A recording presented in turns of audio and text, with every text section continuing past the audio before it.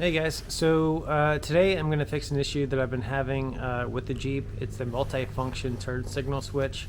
A lot of times you're driving down the road, your dash lights just dim and then they go back to bright and then they dim again. It's a known issue with the Jeeps. It's a multifunction turn signal switch. It's a really easy fix. So we're going to do that today. The first thing you need to know is, first, it's easy. Second, you're going to need a Phillips head screwdriver, and you're going to need a T20 Torx bit. Screwdriver, whatever it may be, just to get that out. The whole thing is, I think, 4 bolts and 2 electrical connections. So anytime that you're messing with electrical, you can disconnect the battery if you feel more comfortable with that. And there are a couple of plastic trim pieces that need to come apart, so if you want to use a plastic trim tool, you can do that. But I've already got everything that I need set up, so let's get to it. Okay, so we're here in the Jeep now, and this is the part here. So this is just it's replacing this right here. So a couple of things you want to notice. There's just one electrical connector here. And then on the back side, it's going to plug in right here. So I'm just going to set this aside for now. And the first thing, just for a little bit more room, I'm going to remove this panel down here. It's really easy. There's just a couple of little clips in here, so we'll knock those out and take care of that first. All right. Then we're going to take our T20 Torx bit. There are just a couple of recess screws that are right on the underneath of this, right by the lever. You just go right on up and connect that.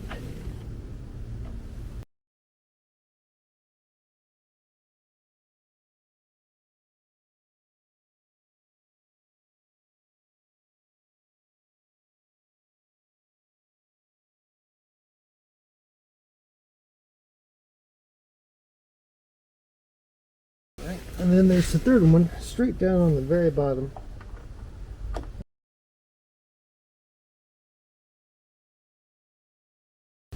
So the 2 recessed ones are the longer black screws, and then the one on the very center is a smaller pan head. So you want to make sure you put those back in the right locations. Alright, now we're just going to pull the lever down, pull this down a little bit to give you a little bit more room. And you should be able to separate this rather easily.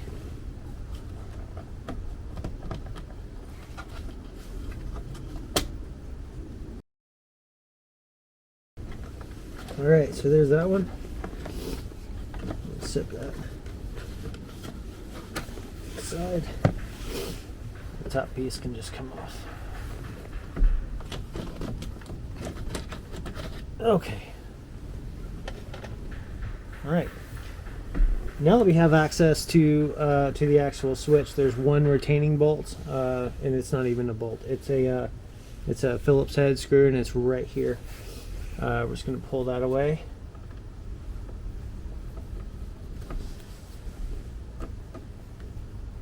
We'll tighten this up real quick.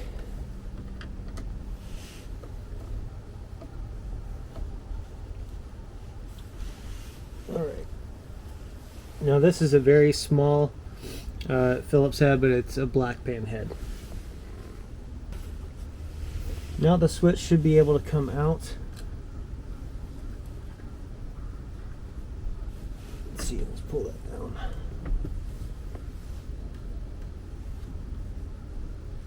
Just going to disconnect it real quick.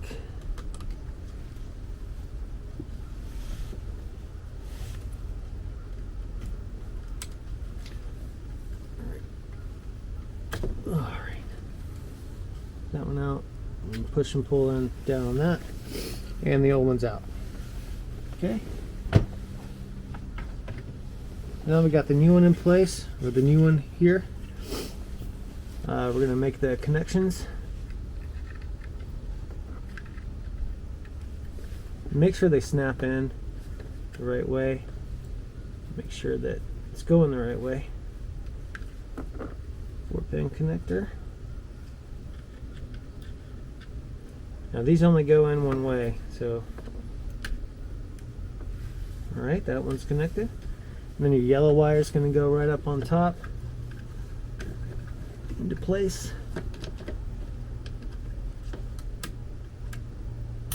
All right, that's snapped in. So now there's kind of like a groove right here that you're going to want to slide this into first to make sure that it goes straight into where it's supposed to go and not anywhere else. Let's get this one, and there's also one on the bottom there. So make sure you just line that up and it should slide and hold right into place. Okay? Alright, so there's that. We'll lock this back for a second. Okay. We can get our Phillips head. Put your retaining screw back in.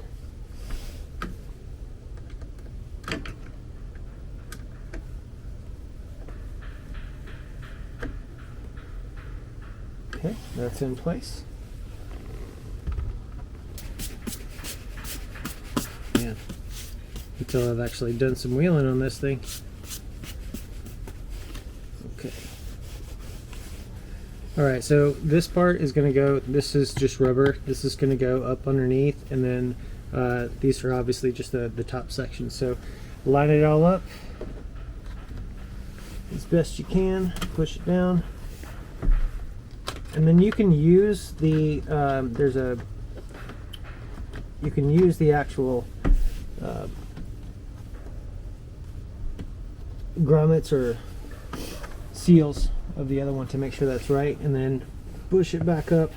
You're gonna want to keep this down for right now for the bottom. Then we just slide this one back into place.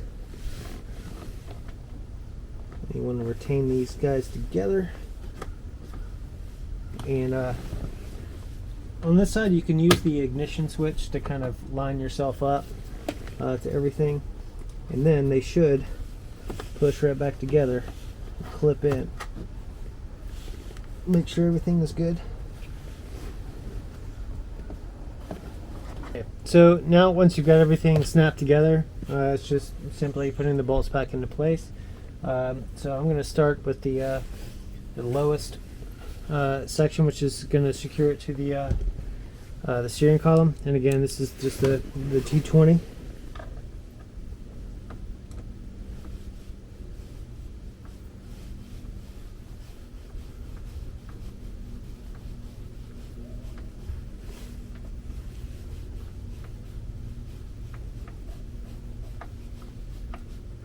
Alright, that's back on. The inner two recess bolts, screws, they're going to go straight up in there.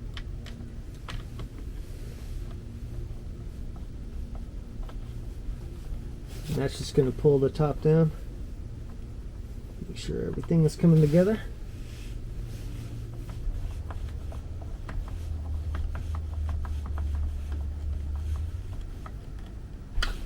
And then now, we just put the panel back in, which is right underneath. You can go ahead and lock your steering wheel. Put this down in place. Push it back in. Alright, we're good to go. So now it's just time to test everything and make sure that all the switches are good. So I'm going to take care of that now. Alright guys, that's it. So ran through the tests. I turned the headlights on, brights on, turn signals, dome light, all the multifunction things that the multifunction switch does. Everything's working properly, so that should fix the issue. If you have any questions, make sure to put those in the comments below, and I'll see you next time.